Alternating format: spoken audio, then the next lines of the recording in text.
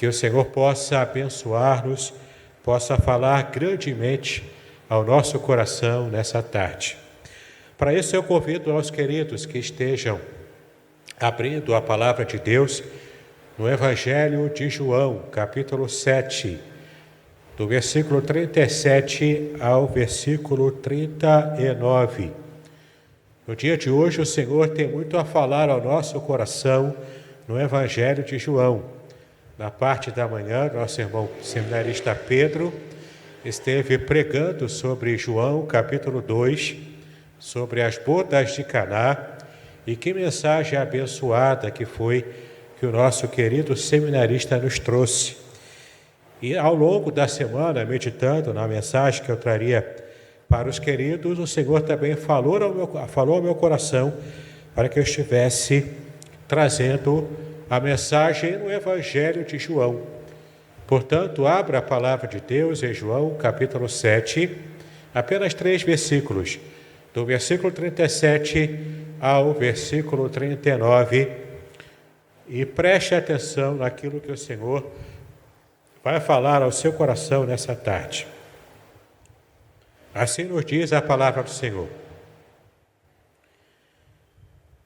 E no último dia, o grande dia da festa, Jesus pôs-se em pé e clamou, dizendo: Se alguém tem sede, venha a mim e beba. Quem crê em mim, como diz a Escritura, rios de água viva correrão do seu ventre. E isto disse ele do Espírito que haviam de receber os que nele crescem, porque o Espírito Santo ainda não fora dado, por ainda Jesus não ter sido glorificado. No versículo 37 ainda, e no último dia, o grande dia da festa, Jesus pôs-se em pé e clamou, dizendo: Se alguém tem sede, venha a mim e beba. Quem crê em mim, como diz a Escritura, rios de água viva correrão do seu ventre. E isto disse ele do Espírito que haviam de receber os que nele crescem, porque o Espírito Santo ainda não fora dado, por ainda Jesus não ter sido glorificado. O Senhor nos abençoe, queridos. Essa é uma passagem bastante peculiar. E para que possamos entender esses versículos, são apenas 3 versículos, que é claro, como a maioria das passagens da Bíblia, ele se encontra dentro de um contexto. Mas esses versículos aqui, nós precisamos do que mais do que a leitura dos versículos anteriores e posteriores, ou seja, do contexto bíblico, para que a gente possa entender o que de fato aconteceu aqui e o que Jesus quis dizer com tudo isso que ele disse. Há alguns aspectos especiais que precisamos levar em conta. E nesse ponto, nós, cristãos do Ocidente, ocidentais, aqui no século XXI, nós estamos em grande desvantagem. Porque é preciso que estejamos conhecendo fatores culturais e históricos do Oriente Médio, para que a gente possa realmente compreender toda a dimensão disso que o Senhor havia dito, e em todo esse contexto cultural dessa festa que ele estava participando, do porquê que ele disse isso naquele momento exato da festa, porque João faz questão de chamar a nossa atenção de que havia um momento especial, um dia especial dessa festa, e essa era uma ocasião que motivou Jesus a se levantar e a falar isso. Então, eu quero convidar vocês a meditar comigo nessa passagem, que tem o tema A Grande Súplica e o Grande Convite que Jesus fez. a grande súplica e o grande convite. Quando entendemos um pouco mais sobre o contexto histórico-cultural, a gente vai compreender qual era a mensagem que Cristo quis passar quando ele se levanta e fala essas palavras, como lemos aqui no Evangelho de João. É muito interessante percebermos que na cultura judaica, ainda hoje é assim, mas especialmente na cultura judaica antiga, o calendário judaico ele é todo preparado com base nas fases da lua. O calendário judaico é um calendário lunar. Por isso, o tempo contado pelos judeus é diferente do tempo que nós contamos na tradição ocidental. Nós contamos o tempo de meia-noite de um dia até meia-noite de outro. Mas o judeu, desde a antiguidade, conta os seus dias por ser um calendário baseado na lua. Ele conta os seus dias das 18 horas de um dia até as 18 horas do outro dia. Do raiar do sol de um dia até o raiar do sol do outro. Então nós percebemos aqui que o calendário judaico, além de ser produzido e projetado dessa maneira, Deus também na Bíblia havia dado aos judeus uma grande quantidade de festas religiosas. Festas que foram produzidas por Deus, que foram ordenadas por Deus para Israel, para que Israel estivesse rememorando os feitos de Deus no passado. Ao todo, foram 7 festas que Deus havia dado para Israel. E em cada uma dessas 7 festas ao longo do ano judaico, em cada uma delas as festas tinham um propósito especial. Não era apenas um feriado para descansar, não é apenas um feriado para curtir uma praia num dia ensolarado. Não é apenas um feriado, um dia especial para lazer, para ficar em casa sem fazer nada, vendo televisão, assistindo Netflix. É muito mais do que isso. Na cultura judaica antiga, e ainda hoje é assim, as festas judaicas eram feitas e são feitas ainda hoje com o objetivo máximo de relembrar aos judeus daquilo que Deus havia feito no passado e, de alguma forma, fazer com que os judeus hoje, ao estarem relembrando e praticando todos os rituais das festas, estivessem, de alguma forma, participando ativamente de uma experiência próxima daquela que os seus ancestrais passaram, por exemplo, quando Deus abriu o Mar Vermelho, livrando o povo do Egito, como é a festa da Páscoa, que em hebraico chama-se Pessah. Mas estamos aqui diante de uma festa quando Jesus estava no principal dia dessa festa. E que festa era essa? Era a mesma festa que os judeus do mundo inteiro comemoraram até essa semana. Até essa semana que passou, até o dia de ontem, os judeus estavam comemorando a festa de Sukkot. A festa de Sukkot, que em hebraico significa a festa das cabanas, ou a festa dos tabernáculos. Até ontem, os judeus estavam comemorando essa festa. E hoje eles comemoram uma festa diferente, que é na sequência da festa das cabanas. Hoje, exatamente, nós comemoramos, os judeus, aliás, comemoram uma festa chamada Simchat Torá, que coincide, e essa festa da Simchat Torá significa a alegria da lei, a alegria em que os judeus receberam a lei de Deus lá do Sinai. E essa festa coincide com o 8º dia da festa de Sukkot. A festa dos tabernáculos, que acontece em 7 dias, tem o 8º dia que coincide com a festa da alegria da Torá. E hoje, especialmente, os judeus estão comemorando esse dia especial em que eles estão, primeiro, celebrando a Deus por terem recebido a lei. E, em segundo lugar, esse 8º dia especial, logo após os 7 dias da festa dos tabernáculos. E foi exatamente num dia como esse, no 8º dia, que Jesus estava lá, em Jerusalém.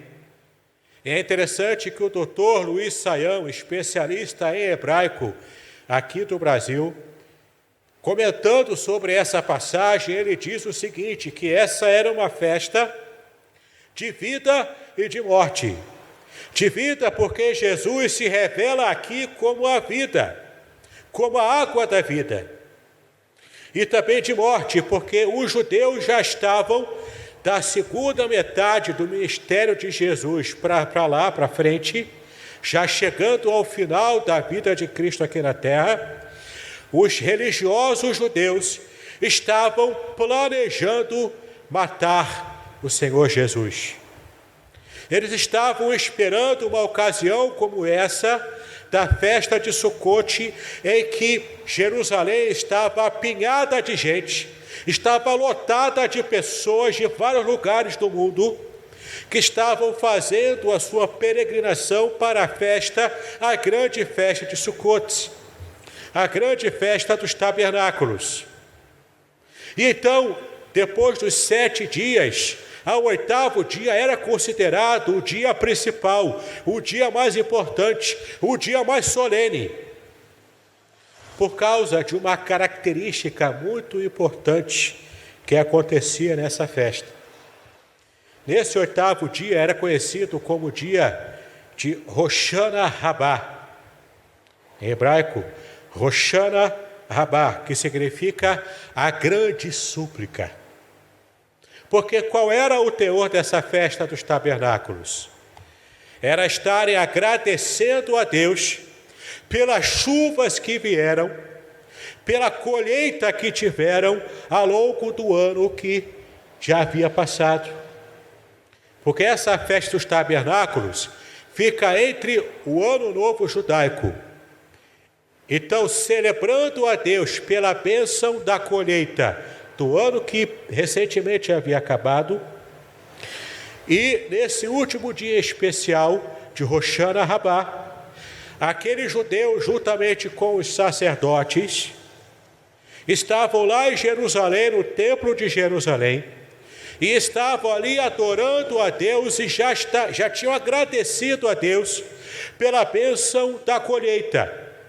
Nessa grande festa da colheita, ao agradecer do que já passaram e por mais um ano que sobreviveram. Mas agora, nesse 8º dia, após uma sequência de festas, após o Ano Novo, que essa sequência de festas foi Yom Teruah, a festa das trombetas, que com isso começa o novo ano.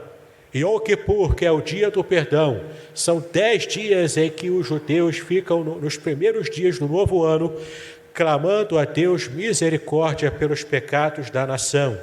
Depois do Yom Kippur veio Sukkot, que é a festa que estamos nos referindo agora. Então a gente percebe que desde o final de setembro até agora, no início de outubro, os judeus estão numa sequência de festas, especialmente clamando a misericórdia de Deus pelos pecados cometidos ao longo do ano. E também pedindo a graça do Senhor renovada para o novo ano. Isso termina no seu auge, no final da festa dos tabernáculos. E havia uma cerimônia muito bonita, muito significativa que se fazia no templo de Jerusalém.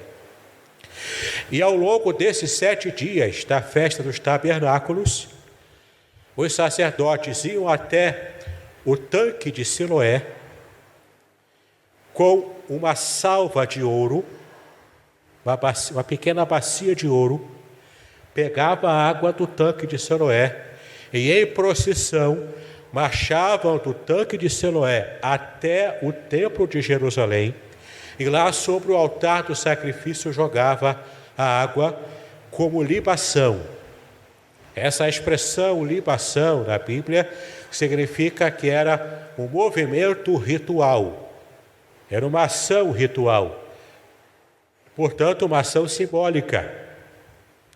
Quando derramavam a água sobre o altar, era o símbolo da purificação daquele altar, era símbolo da bênção do Senhor e do Espírito Santo sendo derramado sobre aquele altar, para continuarem os sacrifícios ao longo do ano. E durante os 7 dias da festa dos tabernáculos, esse movimento era feito, esse ritual era feito. Mas ao 8º dia, nesse dia que Jesus se levanta para dizer essas palavras, esse ritual era feito 7 vezes no mesmo dia. Então, naquele 8º dia, 7 ocasiões de procissão, levando água do tanque de Siloé até o altar e derramar ali como libação, fechando então esse ciclo da festa dos tabernáculos. Com tanta água saindo do altar, esse texto faz lembrança, e para o judeu que participava dessa festa antigamente, ele lembrava automaticamente algumas passagens da Bíblia. Ele lembrava, por exemplo, de Isaías capítulo 55, versículo 1, que diz: ó vós todos que tendes sede, vinde às águas. O judeu também se lembrava de Isaías 58, versículo 11, que diz: e serás como um jardim regado e como um manancial cujas águas nunca faltam. Outro texto que eles também se lembravam, do profeta Ezequiel, no capítulo 47, no versículo 1, quando diz que águas saíam por debaixo do umbral da casa, e se referia ao templo de Jerusalém. E essa mensagem profética é uma mensagem messiânica. Quando nos dias do Messias, nos dias dos finais dos tempos, quando o Messias chegar sobre a terra, a água purificadora, abençoadora, vivificadora sairá do templo do Senhor, inundará toda a terra com a bênção do Senhor. Isso estava pulsando no coração do judeu que estava participando da festa dos tabernáculos. Outra passagem que também lembravam é Zacarias 14, no versículo 8, que diz: naquele dia também acontecerá que sairão de Jerusalém águas vivas. Tudo isso estava no coração e na mente daquelas pessoas que participavam daquela festa. E nesse 8º dia, além de fazer a procissão durante 7 vezes naquele único dia, enquanto participavam do cortejo, daquele cortejo ritual, daquela procissão religiosa, os judeus clamavam em alto e bom som, clamavam a Deus. Esse era o grande clamor. Eles falavam em alto e bom som no meio da rua: Hoshana Ana Adonai, Hoshana Ana Adonai. E essa expressão hebraica significa: salva-nos, por favor, Senhor, salva-nos para o próximo ano, salva-nos abençoando-nos com mais chuva, para mais uma colheita abençoada, como a que tivemos no ano passado. Então, em toda a festa dos tabernáculos, agradeciam a Deus pela bênção. Nesse último dia, clamavam com fé, no meio da rua, nessa procissão, clamavam pedindo a Deus a bênção renovada para o próximo ano. Eles pediam as águas, porque para a cultura judaica antiga, especialmente para esse povo que morava no deserto, água é vida. Sem água não há vida. Ainda hoje enfrentamos transtornos quando falta água. Quando o calor é intenso, então, a gente fica todo suado, não podendo tomar muitos banhos. Agora, principalmente, com esse problema do Covid, que precisamos de água para lavar a mão com o sabão toda hora. Se falta água, o transtorno é ainda maior. o perigo é ainda maior. Para as pessoas que viviam no deserto, como é o lugar lá em Jerusalém, para as pessoas que viviam no deserto, água era imprescindível. Se não houvessem chuvas, morreriam de sede e morreriam de fome, porque não haveria colheita.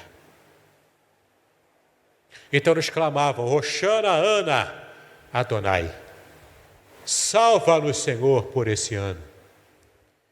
Manda chuva, manda a bênção, manda chuva, manda a tua graça renovada sobre a nossa vida.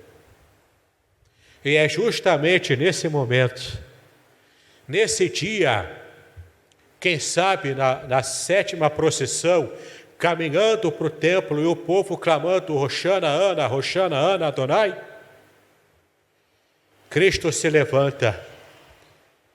Isso é algo significativo na cultura judaica antiga, porque o mestre de Israel, quando queria falar alguma coisa, quando queria ensinar alguma coisa, ele se assentava. Quando o mestre se assentava, as pessoas sabiam: vamos fazer silêncio, porque agora ele vai ensinar algo importante para nós. Mas então Jesus se levanta. Ele se levanta por quê? Porque não estava falando num ambiente calmo com os poucos discípulos, ou mesmo com a multidão com a qual ele costumava falar. Mas ele se levanta porque ele sabia que havia muito burburinho ao seu redor, muita gente andando naquela procissão e clamando no meio da rua para que o Senhor salvasse o povo de Israel. E então Jesus levanta a sua voz. O texto bíblico em grego diz que ele está clamando em alto e bom som, para que as pessoas que passassem na rua pudessem ouvi-lo falar. E o que foi que ele disse no versículo 37? Ele disse: se alguém tem sede, venha a mim e beba.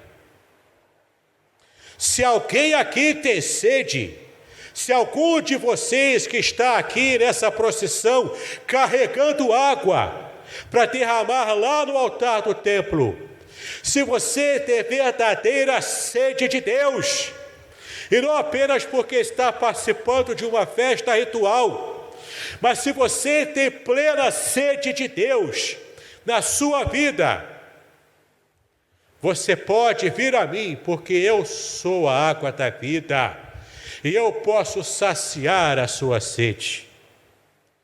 É interessante essa palavra sede que ele usa, porque a sede, ela demonstra aquilo que é o anseio do ser humano, tanto a fome quanto a sede.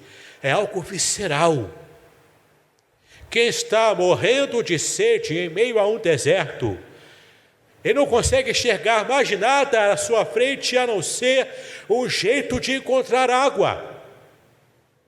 Nem que seja um oásis que ele ache no meio do caminho. A ponto de, às vezes, ele inclusive achar que está enxergando um oásis. E quando vai chegar perto para tentar saciar a sua sede, é apenas um monte de areia. Era uma miragem. E uma situação como essa era mortal para quem estava no deserto. Quantos perambulavam na época de Jesus, quantos perambulam hoje em nossos dias, no deserto da vida, sem ter água, às vezes carregando uma água para participar de um ritual, um pouco d'água que de fato não vai saciar a sede do coração dessas pessoas, a sede que elas têm de Deus. E naquele ambiente hostil ao próprio Senhor Jesus, porque os religiosos queriam matar o Senhor sequer queria participar daquela festa, ele só foi no último dia. E foi meio que entrando à francesa para que as pessoas não entendessem, não ouvissem. Mas as pessoas o estavam procurando. Quem sabe já tinham até contratado algum sicário para esfaquear Jesus no meio de uma multidão. Mas ali estava Jesus, agora rompendo todo tipo de cuidado, de segurança própria, se levanta diante daquela multidão e grita em alto e bom som: você tem sede? Então venha para mim, porque eu tenho água para você. Não sabemos quantos daquela multidão ouviram. Não sabemos quantas pessoas ali perceberam e atenderam, ou pelo menos pensavam naquilo que o Senhor disse. Mas o fato é que, com toda a coragem do Senhor Jesus, ele se levanta e, quando ele fala essas palavras, aqueles judeus foram automaticamente se lembrando do texto de Isaías 12, versículo 3, que também fala sobre a água. Foram se lembrando de todas essas passagens que eu fui lendo para vocês. E quem ouviu, por causa da sua própria cultura religiosa judaica antiga, eles conseguiram fazer a conexão. Epa, se ele está dizendo que ele tem água para me dar, que ele tem água viva, ele tem água viva, então quem é esse homem? Esse homem é o Messias. Algumas pessoas perceberam, porque todas essas palavras que falam sobre a água, todas essas palavras fazem referência ao próprio Deus Pai e também fazem referência ao seu Filho, o Messias, ungido pelo Senhor. Quem tem sede de Deus, venha até mim, porque eu consigo saciar essa sede. No versículo 8, ele completa, no versículo 38, ele completa dizendo: quem crê em mim. Quando ele fala em crer, ele se refere a ter confiança, entrega total, não é só um assentimento intelectual, não é só um posicionamento intelectual, uma forma de enxergar a vida, de enxergar o mundo, não é apenas isso, não é apenas uma ideologia religiosa, mas ele está falando aqui de confiança completa, total e de obediência, porque confia. Quem confia entende a mensagem que recebeu e obedece imediatamente, como Abraão, que foi chamado o pai da fé. Por quê? Porque ele recebeu a voz de Deus, entendeu a mensagem do Senhor e não ficou fazendo teologia com isso. Ele não sentou na sua torre de marfim com a sua pena ungida de teólogo e começou a fazer a teologia do chamado de Deus para ele. Não, ele obedeceu. Deus mandou, ele obedeceu na mesma hora. A fé, a crença no Senhor Jesus pressupõe a obediência. Obediência com fidelidade daquilo que o Senhor nos mandou fazer. Então ele disse no versículo 38, quem crê em mim, como diz a Escritura, nesses versículos que eu já citei para vocês. E o que ele quer dizer com isso? Agora você vai entender, depois de tudo isso que eu expliquei para você, todo esse processo das festas, o significado de cada movimento, o porquê naquele dia era o dia mais especial, porque era o dia que o povo clamava pela salvação de Deus para o novo ano. Era a última oportunidade daquele que estava pedindo perdão a Deus no Yom Kippur, na festa de algumas semanas atrás, clamando a Deus pelos pecados da nação, pelo seu próprio pecado, pelo próprio futuro da nação também. Aqui o povo estava projetando para o futuro o seu clamor, a sua fé, a sua confiança. Então ele diz: quem crer em mim, como diz as Escrituras, rios de água viva correrão do seu ventre, correrão do seu interior. Rios abundantes de água. Água, como já expliquei, simboliza purificação, santidade, mas nesse contexto simboliza a vida. E também simboliza a vida espiritual que só o Espírito Santo pode dar. Então, quem crer em mim, do seu interior, das suas entranhas, lá do mais íntimo do seu ser, vai correr um rio de águas. E não é um rio de água qualquer, é rio de água viva. Água viva aqui era uma água de rio, água corrente da nascente que brotava fresca, limpa, perfeita da nascente. É como se a vida da pessoa fosse uma nascente de água que o próprio Deus colocou ali para que desse jorro de água fresca, abundante, pudesse agora estar saindo da própria pessoa e estar alcançando as outras pessoas que estavam com sede e que precisavam dessa água viva que brota do templo, que brota do altar, que brota do próprio Deus, símbolo do Espírito Santo, porque no versículo 39 diz, e ele faz ali a aplicação de que aquilo que Jesus havia dito se referia ao Espírito Santo, que futuramente ainda chegaria em profusão na vida dos cristãos, na vida daqueles que confiavam em Cristo. Meus amados, hoje, que é emblematicamente esse último dia na cultura judaica da festa dos tabernáculos, foi uma data como essa de hoje, que o Senhor Jesus se levanta e aplica a si próprio profecias do Antigo Testamento que se referem a ele como Messias. E coloca essa mensagem que ainda hoje ela é abençoadora para muitas vidas. Com certeza, cada um de nós conhecemos pessoas que, em especial nessa fase de pandemia, está sedenta de Deus. Pessoas perdendo entes queridos por essa doença maldita, por essa praga que chegou agora, nesses tempos finais da humanidade.